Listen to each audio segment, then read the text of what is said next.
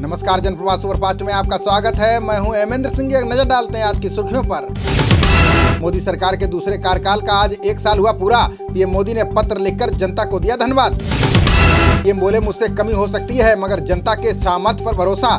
देश के लोकतंत्र की सामूहिक शक्ति को विश्व के लिए बताया मिसाल। पीएम ने कोरोना संकट के आर्थिक पैकेज को बताया बड़ा कदम। साथ ही प्रधानमंत्री ने भारत को आत्मनिर्भर बनाने पर दिया जोर।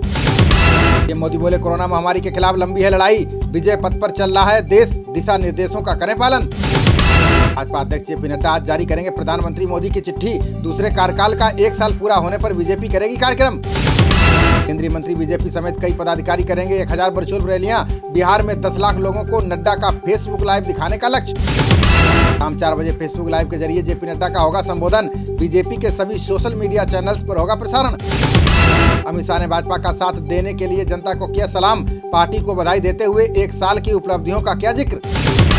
लद्दाख में भारत के सख्त कदम से ड्रैगन की चाल पर फिरा पानी। गलवा नाला इलाके में सही समय पर सैनिकों की बढ़ाई तैनाती। भारत ने KM-120 के करीब बने पुल के पास 2 कंपनियां की तैनात। आपत्ति जताने के लिए चीन बार बार भेजता रहा हेलीकॉप्टर। चीनियों के खिलाफ अपने आक्रामक तेवर जारी रखेगी भारतीय सेना। किसी भी दबाव में नहीं हटेगी पीछे, देगी मुंहतोड़ जवाब। सीमा पर तनाव के बीच आर्मी चीफ नरवणे ने बुलाई महाबैठक। सैन्य तैयारियों पर हुई चर्चा। सेना के टॉप कमांडर हुए शामिल। चीन विवाद पर रक्षा मंत्री राजनाथ सिंह ने अमेरिका को दिया जवाब। कहा, भारत बातचीत के जरिए चीन से सुलझाएगा सीमा विवाद। टिड्डियों के हमले के आगे सभी सरकारें बेबस और किसान परेशान। 7 राज्यों को सरकारों को जारी किया गया अलर्ट। टिड्डियों को लेकर DGCA ने पायलटों को सतर्क रहने की दी सलाह। एयरक्राफ्ट में व्यू स्क्रीन में बाधा पहुंचा सकते हैं टिड्डी दल। जम्मू कश्मीर के कुलगाम में आतंकियों और सेना के बीच मुठभेड़ जारी। जवानों ने 2 आतंकियों को किया ढेर। भारी मात्रा में मिले गोला बारूद। कोरोना संकट के बीच अमेरिका ने चीन के खिलाफ खोला मोर्चा। राष्ट्रपति डोनाल्ड ट्रंप ने किया नई पाबंदियों का ऐलान। कुछ चीनी नागरिकों को अमेरिका में प्रवेश की नहीं होगी अनुमति। इन्वेस्टमेंट को भी करना पड़ेगा कठोर कानूनों का सामना। अमेरिकी स्टॉक एक्सचेंज में चीनी कंपनियों के खिलाफ भी सख्त कार्रवाई। कोरोना से हो रही मौतों के लिए ट्रंप ने चीन को ठहराया जिम्मेदार। अमेरिका ने विश्व स्वास्थ्य संगठन से रिश्ता तोड़ने का किया ऐलान। राष्ट्रपति ट्रंप ने चीन के इशारों पर काम करने का लगाया आरोप। केंद्र ने 145 जिलों को संभावित कोविड-19 का बताया हॉटस्पॉट। कहा, यहाँ महामारी के रोकथाम का उपाय अपनाना जरूरी। कोरोना वायरस से बेरोजगार हुए लोगों का आंकड़ा जुटा रही है सरकार। सार्वजनिक क्षेत्र के बैंकों की तरफ से लोन की मंजूरी पर भी नजर। भारत में संक्रमितों की संख्या बढ़कर हुई 1,73,763। अभी तक 4,971 लोगों की हुई मौत। 82,000 से ज्यादा ठीक। भारत में एक दिन में कोरोना से सबसे ज्यादा 265 लोगों की गई जान, जबकि बीते 24 घंटे में संक्रमण के 7,964 नए मामले आए सामने। कोरोना महामारी से महाराष्ट्र में हुई सबसे ज्यादा 2,098 लोगों की मौत। गुजरात में 980 और मध्य प्रदेश में 334 लोगों की गई जान।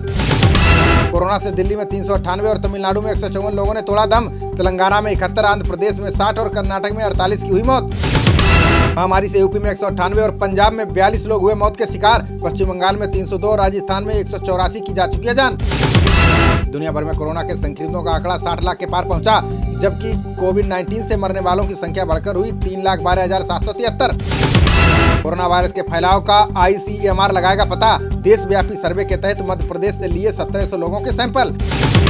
कांग्रेस नेता अजय माकन ने CM केजरीवाल पर लगाया बड़ा आरोप। का दिल्ली में 392 नहीं 1036 लोगों की कोरोना से हुई मौत। डिप्टी CM मनीष सिसोदिया ने मौतों का आंकड़ा बताया था 392। माकन बोले, कोरोना प्रोटोकॉल से 1036 का हुआ दाह संस्कार। हाईकोर्ट ने ऑटो ड्राइवरों के मामले में दिल्ली सरकार को दिया आदेश। का 10 दिनों के अंदर सरकार को देना होगा 5,000 मुआवजा।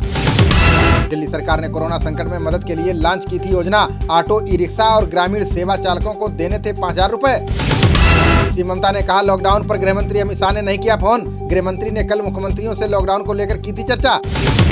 लॉकडाउन और कोरोना के बीच ममता बनर्जी ने किया बड़ा ऐलान। कहा, 8 जून से ऑफिस आएंगे सभी कर्मचारी, खुलेंगे धार्मिक स्थल। 31 मई के बाद भी मुंबई और पुणे में जारी रह सकता है लॉकडाउन। महाराष्ट्र के मुख्यमंत्री उद्धव ठाकरे ने दिए संकेत। केंद्र सरकार के फैसले के बाद महाराष्ट्र बनाएगा नए नियम कानून। लॉकडाउन 4 खत्म होने के बाद मिल सकती हैं कुछ रियायतें। लॉकडाउन 5 शुरू नहीं हुआ तो 1 जून से चलेगी Lucknow metro. UP metro rail corporation ने यात्रियों के लिए जारी की गाइडलाइन। देश के 19 हाई कोर्टों ने प्रवासी मजदूरों की दुर्दशा पर लगाई लताड़।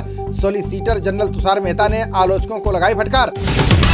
सॉलिसिटर ने अर्जी सुनने वाले उच्च न्यायालयों की भी की आलोचना। मेहता ने लोगों पर समानांतर सरकार चलाने का लगाया आरोप।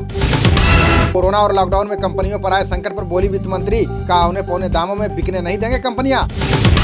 गैस सिलेंडर फटने से हिजबुल मुजाहिदीन का चीफ हुआ घायल, सैयद सलाउद्दीन को पाकिस्तान के अस्पताल में कराया गया भर्ती। अगस्ता वेस्टलैंड केस में राजीव सक्सेना पर ईडी ने की कार्रवाई, सौदे में बिचौलिया राजीव की 385 करोड़ की संपत्ति की गई कुर्क। महाराष्ट्र से सपा विधायक अबू आजमी पर दर्ज की गई एफआईआर, मुंबई में महिला पुलिस इंस्पेक्टर से बदसलूकी करने के लगे थे आरोप। दिल्ली हिंसा में पिंजरातोड़ समूह की सदस्य नताशा की हुई गिरफ्तारी, दरियागंज में गैर कानूनी तरीके से प्रदर्शन करने के मामले में हुई कार्रवाई।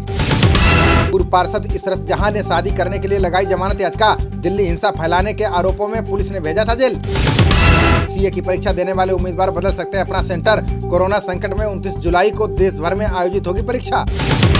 तेजस्वी ने बिहार विधानसभा अध्यक्ष विजय चौधरी से की मुलाकात, का कानून व्यवस्था और जरूरी मुद्दों पर बुलाया जाए विशेष सत्र। बीजेपी अध्यक्ष मनोज तिवारी ने दिल्ली सरकार पर दागे कई सवाल, का विज्ञापन पर खर्च किए गए बजट के बारे में बताया सरकार। मेडिटेशन करने वाले समुदाय को चीन ने बताया एविल कल्ट, फालुन गोंग समुदाय के लोगों पर कार्रवाई करने का दिया निर्देश। खबरों का सिलसिला जारी रहेगा, देखते रहिए जनप्रवाद। नमस्कार।